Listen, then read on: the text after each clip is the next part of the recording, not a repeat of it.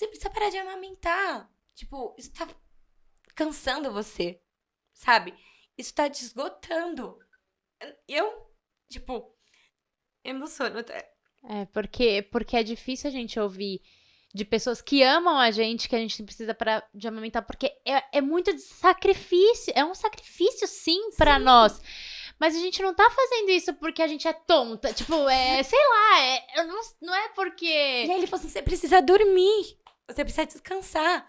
E meus pais, eles são assim, é uma rede de apoio reduzida, mas é uma puta rede de apoio. E eu sei disso, assim, que ele tava falando com o meu bem.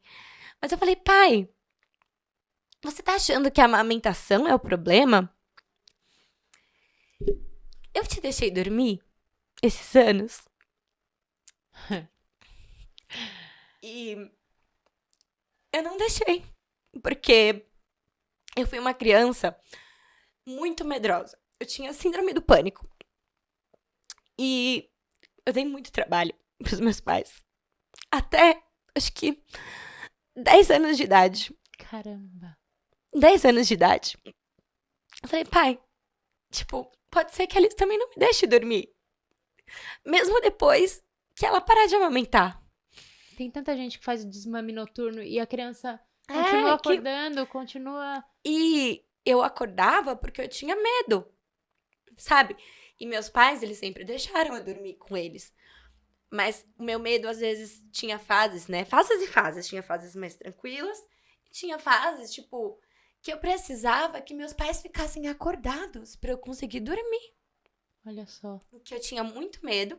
Não bastava eu estar na cama dos meus pais e entre eles. Caramba, Que eu Cami. precisava sentir que ou meu pai ou minha mãe, alguém tava acordado olhando pra mim, me vigiando pra eu conseguir dormir.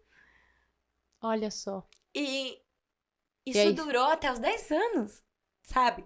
Meus pais sofreram muito comigo. Assim, muito nesse ponto do sono. E que hoje você, como mãe... E eles conseguiram, tipo, deve ter sido muito difícil pra eles, óbvio, mas eles conseguiram continuar fazendo suas coisas, tipo, trabalhando e fazendo as coisas.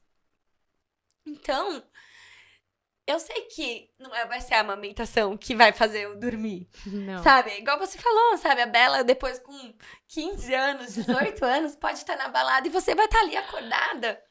Sim. Eu acho que a gente, depois que é mãe, a gente nunca vai dormir. Acho que nunca mais eu vou dormir, é uma realidade. Então, acho que é uma realidade, sabe? Sabe, mas isso é tão... E por diversos motivos. Cada fase por um motivo. Cada fase por um motivo. E aí foi dessa vez que, tipo, eu vi que a ficha dele caiu, sabe? Tipo, no meio da discussão, ele falou, tipo, Nossa.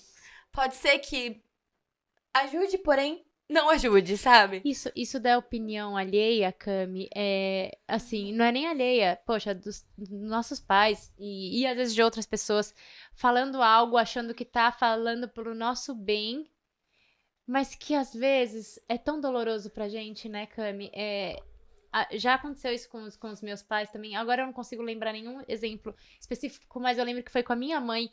E é tão bom quando a gente tem liberdade pra contra-argumentar, porque Sim. com a pessoa e falar, não é bem por aí, e mostrar nosso ponto de vista, porque o problema é que quando é aquelas pessoas que querem dar um palpite, falar alguma coisa da sua vida, e você não pode nem falar nada depois. Tipo, né? Às vezes é uma pessoa que você nem tem tanta intimidade, você só Respira e engole, né? zen, ou dá uma patada mesmo e a pessoa que se lasque, mas às vezes eu faço isso mesmo.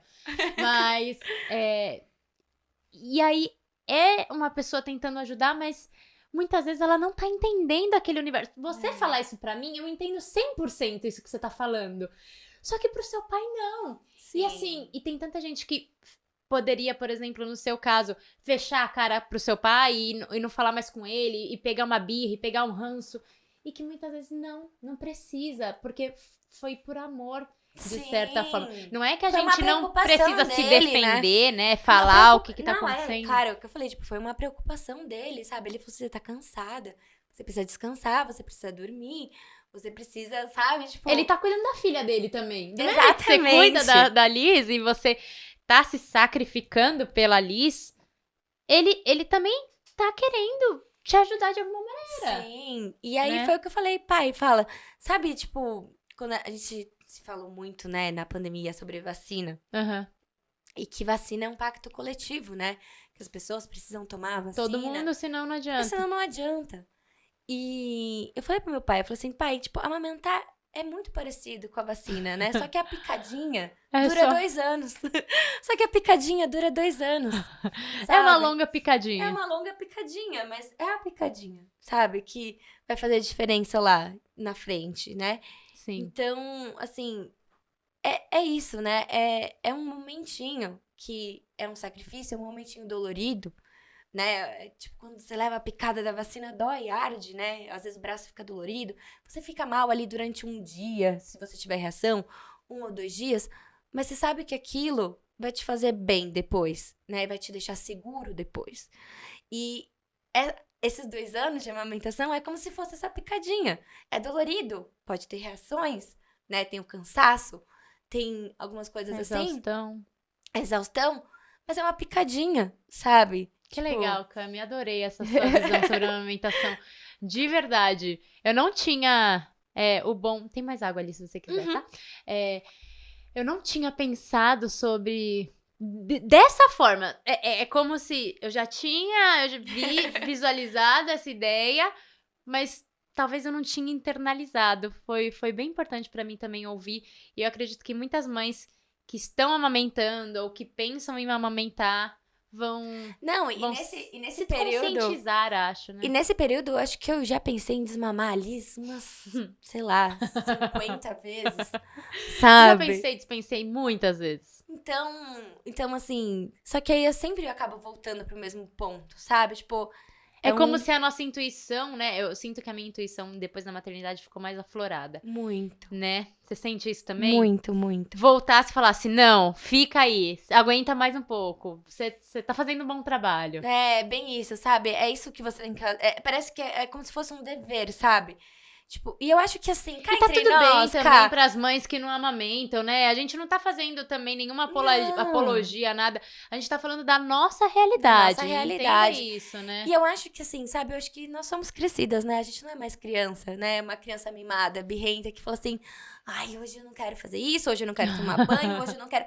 Sabe, a gente é adulto e tem essa percepção das coisas... Que as coisas que devem ser feitas precisam ser feitas. Precisam ser feitas, exatamente. Sabe? E eu acho que ter essa percepção também ajuda muito, né? Falar assim, eu preciso fazer isso. É onde eu preciso estar agora. É o que eu preciso estar fazendo agora. Sabe? E ter essa percepção bem clara do que deve ser feito e fazer ajuda também. Sabe? Nem todo dia a gente quer trabalhar. E não vai trabalhar? Mesmo trabalhando com o que eu amo. Nem todo dia a gente quer cuidar dos nossos filhos. Mas a gente cuida. Exatamente. Assim, mesmo a gente amando o nosso trabalho, o que a gente faz. Tem dia que a gente acorda e fala assim, nossa, eu queria ficar aqui na minha cama. Nossa, eu queria não fazer nada. Eu fiquei assim... Esses dias do frio...